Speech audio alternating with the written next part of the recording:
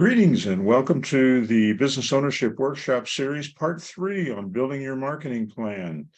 I'm your host, Mike Waller, and we are providing this service as a part of the Willow Creek Community Church Employment Services team, and we hope that you'll enjoy the information I'm going to be sharing with you. This is a third segment of a four-part series on the whole idea of business ownership and what it means to an individual. And we have tried to cover off a variety of different issues that might be of concern to you in as condensed form as we possibly can.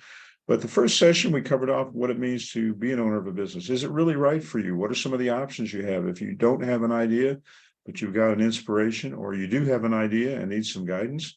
Part number 2, we focused on the importance of the business plan and a marketing strategy to support your idea. And tonight's session is going to be about creating that marketing plan, some detailed thoughts that might be helpful to you in the creation of a detailed marketing plan for your idea. And then the last segment of this series will also be about starting your business in Illinois, but it can actually apply across pretty much any state. 12-step program, as I call it. We'll cover off a few miscellaneous items regarding working capital and funding and legalities and so on and so forth, and then summarize it all together for you in as appropriate form as we possibly can. So here we go. For those of you that have listened to any of the other prior sessions, you may have some unanswered questions. At the end of this session, there will be my contact information, which you can feel free to access me or call me if you have any questions. I'd be more than happy to respond to whatever questions you might have. So let's get going. A little bit of a review from the last session when I talked about the business plan. It's really just a story of your business. And don't make it overcomplicated, if you will. But do recognize that if you fail to plan to fail. That's a pretty strong statement. It's not 100% accurate, without a doubt, because people do start a business without a business plan. But I don't encourage it. I've been in the business of helping people to discover opportunities out there in the world of franchising for the last 21 years. And I can tell you that when people don't put a plan together, it really does increase the probability that they're going to have a failure on their hands, and that can be an expensive failure. We also talked last time about the marketing strategy and the importance of having a marketing strategy for yourself. Who are your prospects? How are they going to find you? How are you going to find them? 2 different approaches. What are the tools you're going to use? Maybe some of those represent things that you may have already had thoughts about. Maybe not. How are you going to measure your success? What are the goals that you have, and how will you measure your way to success? Keep in mind that a good product or service does not guarantee that you're going to have a successful business if you don't have a good plan to support it.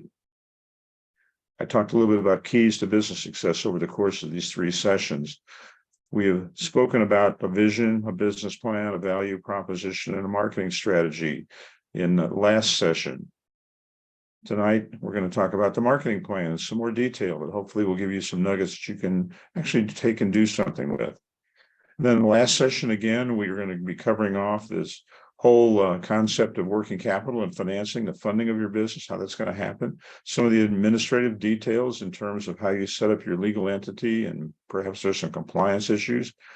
I'll introduce you to a concept called working on your business versus working in your business that might be of interest to you. Willow Creek Community Church is a non-denominational community of believers that follow the teachings of Jesus Christ. And we believe the Bible is a source of a tremendous amount of information. I have personally found a tremendous amount of encouragement and guidance in the book of Proverbs. Wish I would have discovered it when I was a lot younger. But this is a quote from Proverbs 16, verse 3. Commit to the Lord whatever you do, and your plans will succeed. When you make him a part of the journey, you increase that probability that your plan is going to have a higher chance at succeeding because you've got the creator of the universe behind you. Your most important role, as I've talked about numerous times, is really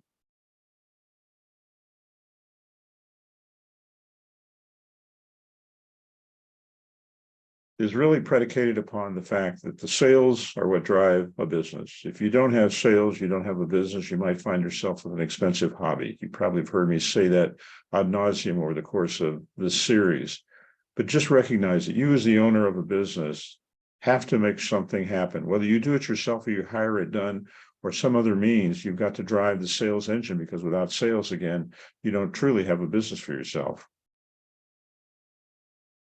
So what is a marketing plan? Well, it's how you connect a buyer and a seller. It's nothing more complicated than that. So don't overcomplicate it. When you talk about the subject of demographics, that may mean different things to different people, but essentially it's the numbers side of a business or of a subject matter. In this particular case, as we talk about a business and looking at the market that you think you're going to be attacking, who or what is your target? How big is it? Is it growing? Is it shrinking? Is it staying static? What's the percentage that you think you can get of what the potential is for that market? And then who are the competitors? How many of them are there? Who are they? You ought to know them inside and out before you make a decision to jump into a business of your own. There's another word that may be familiar to some of you, may not. Psychographics. It's all about the behavior patterns of people that are going to potentially be the buyers of your product or services. What's their lifestyle? What are their behaviors? What are their attitudes? Why do they need your product or service? What is that ideal customer going to look like for you? Being able to identify that and understanding what those buying behavior patterns are. As an example, think of the differences between the millennial generation and the baby boomer generation. The millennial generation does everything versus via a device, an electronic device, an iPad, an iPhone, whatever that device might be. Baby boomers still do use that technology, but still have come from a different place where print means an awful lot to them in many cases. So you just have to understand the behavior of the group that you're attacking. So that marketing strategy, again, just keep in mind, a good product or service does not guarantee a successful business. You have to sell something. And what does that involve? Well, again, identifying who are your target prospects. How do they find you, or how do you find them? Two very different strategies associated with what it means to get customers. Some, when you say they find you, you're looking for them to darken your doorstep of your business. If you have a business where you go out and you knock on doors and create a relationship and a connection, that's a whole different strategy in terms of what your business is all about. How do you get the message out? What's going to be the vehicle for communication? What kind of advertising are you going to do? Where are you going to do it? When are you going to do it? Are you going to use referrals? Are you going to have power partners, people that are third-party influence factors that are going to drive customers your way? Or are you going to use e-commerce or social media? Digital marketing is the wave of today. That is how things get marketed in almost all venues. But maybe you have another idea that you can generate activity through a podcast or a blog of some sorts. Again, electronic means for communicating information to people is all a part of your marketing strategy. But maybe there's some other ideas that aren't mentioned here that, well, maybe you've got some new perspectives on it. So what are the ingredients that go into your plan? We're going to break this down into 4 parts. First, what do the products and services description look like? The market analysis. I'll spend a fair bit of time talking about that in some detail. What are your marketing objectives, your goals and your tactics? You have to have specific targets and goals that you're shooting for. And then obviously, money comes into play at every instance in a new business. Cash is king. Budgeting controls are an important part of where you're going to spend your money, how much you're going to spend of it. So let's take a deeper dive into the product and services description. Again, not terribly complicated, but a part of your marketing plan ought to be able to describe in summarization what you have to sell and the price that you propose to sell it at. So there are some resources that are certainly available via the internet on how to create a winning product description of whatever it is that you have to sell, but you need to be able to spell that out exactly what it is. And then you also have to know exactly what are your costs to produce from a service standpoint or from a cost of goods standpoint. You would have to be able to identify what's the gross margin that I make, what's the difference between what I sell something for and what it costs me to produce that product or service. So if we talk a little bit more on the market analysis side, this is the second category of information. What are the supporting trends to support your idea being a good idea? If you listen to the second part in this series, you heard me use a thread example, if you will, of the elder care services industry. And there's a reason why that is a very, very viable business to be in. It's built upon the aging population. 10,000 people are retiring, or should say, reaching the age of 65 every single day. And between now and 2030, that will be happening. And by 2030, there will be upwards of 75 million people in the age category 65 and up. That's a trend line that supports a lot of opportunity for a lot of different businesses, because we are all living longer and the support requirements for people as they age becomes greater. Who's your customer or client? Again, be able to clearly define and name that target. What are the demographics? How many prospects are there? Where are they located? Can you pinpoint them on a map? Are they virtual? Are they in a given defined territory? What's your value proposition? What makes you unique? What's going to set you apart? How do you stack up against the competition?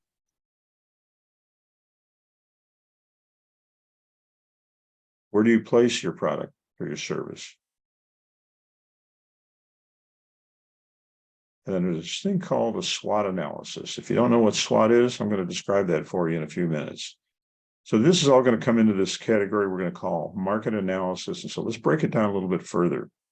If you look at what are the supporting trends, be able to clearly describe what it is that you think are the trends that are supporting why this is a good business to be in.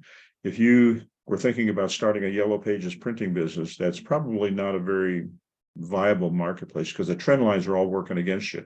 Information gets transferred to people through digital marketing, Google AdWords, a whole variety of different sources that are out there where people get their information on your business. So what are the supporting trends that says that you've got a good business idea? What about the research side of this? How do I approach it? Well, there are a couple of different ways you can look at it. There's a category they call exploratory, which is kind of open-ended. You're just trying to gather some information from individuals or populations of people. They kind of give you some ideas, hey, would you be interested, or would you be willing to spend money on this kind of a product or services? It's kind of open-ended. Could be just unstructured conversations with people or small group gathering. You might ask questions about, hey, are you concerned about, care for your aging parents? That might be a general way to get a conversation started. But then you can get very specific. You may want to do surveys. You may want to have focus groups. Actually look at getting more detail on ways to solve a specific problem can be identified. You can get clarity as to who is the target market and how receptive might they be to something new that I have to offer to them. An example might be, how much can your family afford to spend on parental care? But then there's secondary research, another category, if you will. There's information that's readily available in the public domain. You can simply go to the library and go to the reference department if you're looking for data and demographics and psychographic information. The reference department people can be very helpful at bringing together information that might be helpful to you in doing your market research. But there are also commercial sources that are available. I'll talk about those in just a few minutes. But again, being able to describe your customer, your client, profile that typical customer, profile that typical client so that you know exactly where they fit, age category wise, buying habit wise, be able to describe them and say, this is the ideal person that I'm going to be targeting. Or it could be a company if you happen to be looking at a business to business type of an opportunity. Be able to describe, again, the demographics of the segment, know how many people fit the population. If you look in the category of care services for seniors, again, you can define what's the population look like in a given geographic area. You can get demographic information related to the income levels or the potential financial resources that might be available to provide for those care services. That's all demographic data that you can gather. Be able to describe the psychographics of the segment. Again, know where their mindsets are at. How do they make buying decisions? How many prospects are there? What's the total population of the market? How many prospects fit the demographic of your target market? You have to have a pretty good understanding of this before you just leap into it and hope by what I call the by gosh, by golly method. What are the physical boundaries? Are there physical boundaries? Maybe your business is going to be a virtual kind of a business. It's going to have a national presence to it. It's going to do business through e-commerce. whatever that is, you need to be able to define where are those prospects and how are you going to get to them. So another part of this market analysis is, again, where are the resources to find some of this information? Well, in the public domain, you can go to, like I said, the library. Don't underestimate that as a great resource for gathering information. But Census Bureau, the Census Bureau captures this information on a 10-year basis, and you can access that information and gather that demographic data that you may be looking for from the Census Bureau. Or there are other data, they're called data aggregators, and there's an organization called hoovers.com, one called naics.com. They gather information about individuals, about people, about populations, about companies that fit certain categories, and so on and so forth. Those data aggregators have free information available on their websites, but if you want to take a deeper dive, you typically will have to pay in a subscription form for that. However, again, this is where your library comes into play. They typically have subscriptions to those organizations so that you can gather demographic data from them. So again, what's your value proposition? What is the need or the problem that your business solves? And what does it set you apart, makes you unique? How are you different and better than the competition? What sets you apart? Why are customers going to buy from you? You have to be able to answer these questions, and it needs to be a part of your value proposition. If you listen to the earlier sessions of this, you heard me refer to an individual by the name of Dave Walcott, who created a company called ProDrade. And Dave had a very unique story, and you might want to go back if you have not already listened to it and catch the essence of the story that I shared about him, because he was an individual who didn't give up on his dream, created a product based out of a need, and got funding through a organization or a program, I should say, that is very, very similar to Shark Tank in Canada, called Dragon's Den. He found investors who were willing to invest in his idea and provide him a lot of support. Again, it's all about your value proposition. Dave had a clear sense and a definition of what his value proposition was. And then this whole idea of who is the competition. Identify them, name them. Who are they specifically? Are they direct competitors or indirect? Your question might be, what's the difference? Well, let me give you an example, perhaps in the food category. When people go to lunch, a lot of times they'll go to a place called Jersey Mike's for a Subway sandwich, or they might go to Jimmy John's, or they might go to Subway, or they might go to an independent. All those are direct competitors with one another. But when somebody goes out to lunch, they have choices. They can go to a Subway shop, they can go to a hamburger place, they can go to a pizza place, they can go to a salad place. Those are all indirect competitors. They're all in the segment of food provision for people who are hungry, but they are not direct competitors with one another. Direct competitors, again, is people who are in the very, very same segment. Name your competitive advantage. What is it that sets you apart? Again, using the Subway model, if you take Jimmy John's, the bread recipe was the thing that they always marketed as being unique, because it was Jimmy John Leotard who created Jimmy John's, and his recipe was from his grandmother.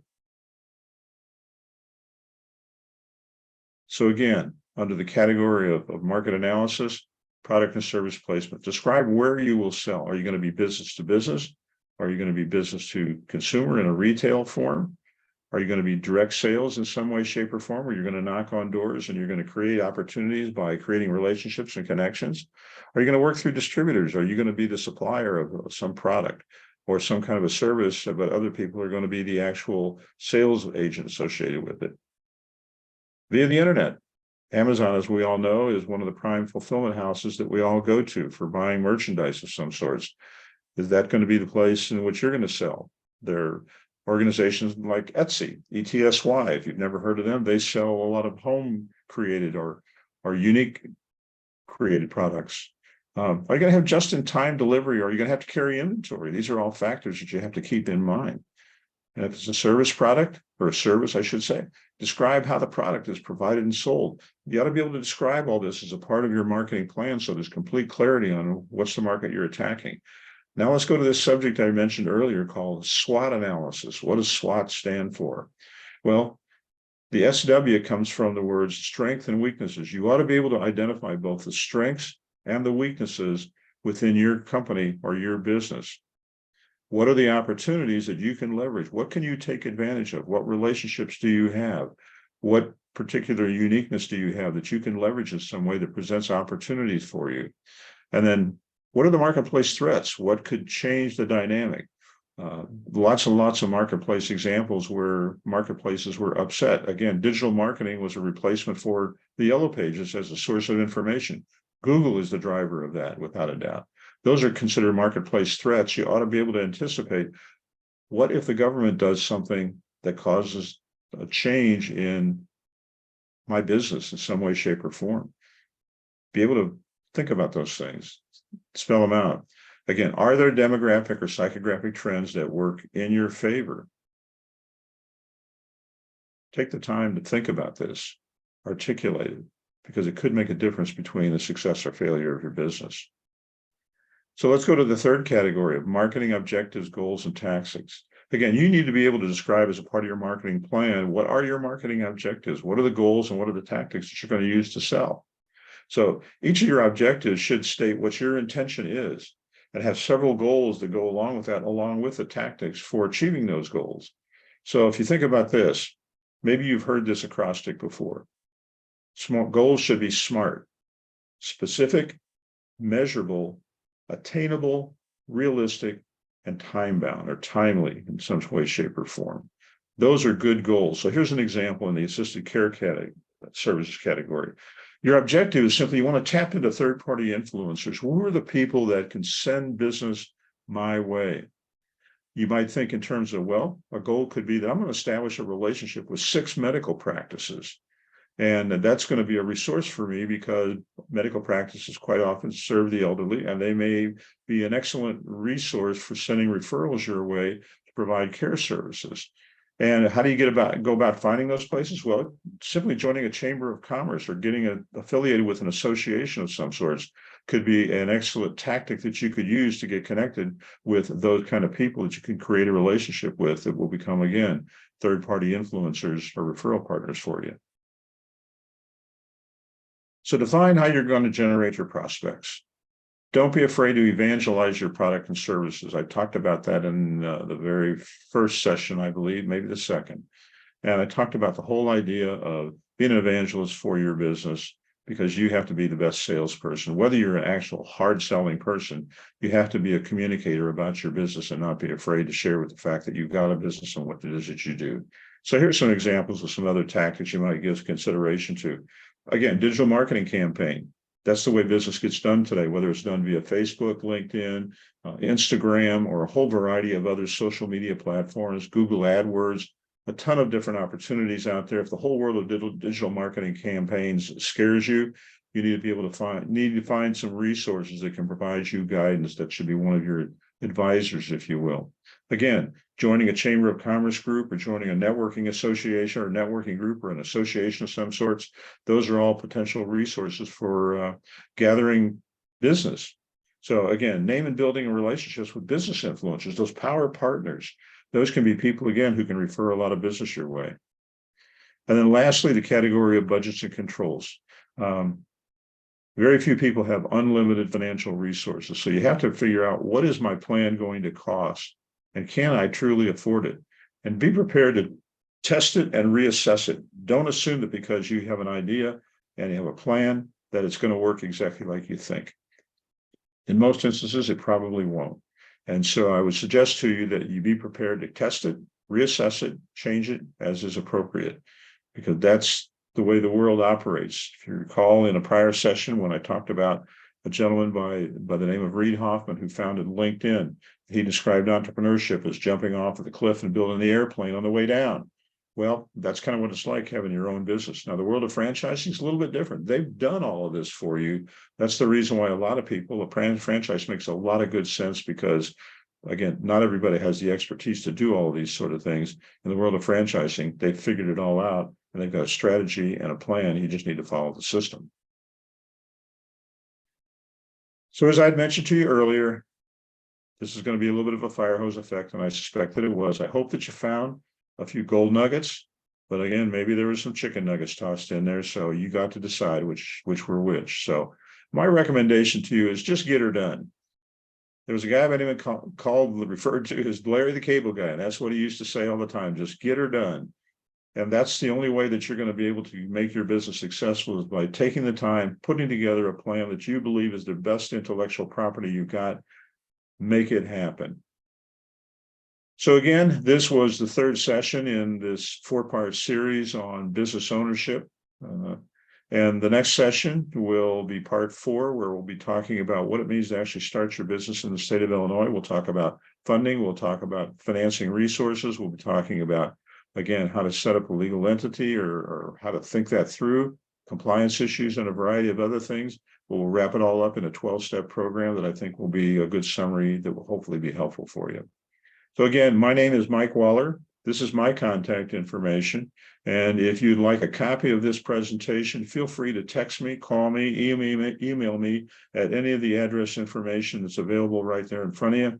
And I'd be more than happy to try to answer any questions that you might have. So again, thank you for being a part of tonight's session. And I hope that we'll see you again soon. Bye-bye now.